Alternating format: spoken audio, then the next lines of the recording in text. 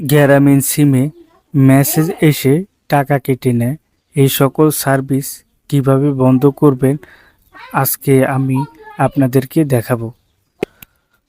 বিভিন্ন সময় বিভিন্ন এসএমএস আসে এবং আমাদের জিপি সিম থেকে অটোমেটিক টাকা কেটে নেয়।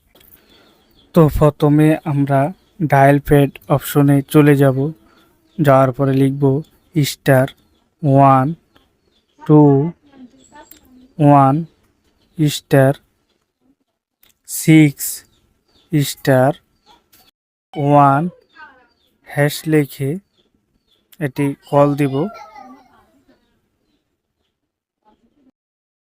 কল দেওয়ার পর 72 ঘন্টার মধ্যে আমাদের সকল প্রকার টাকা কাটার সার্ভিস বন্ধ হয়ে যাবে।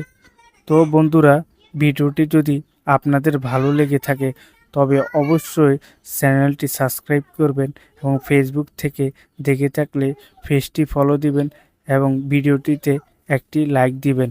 ধন্যবাদ।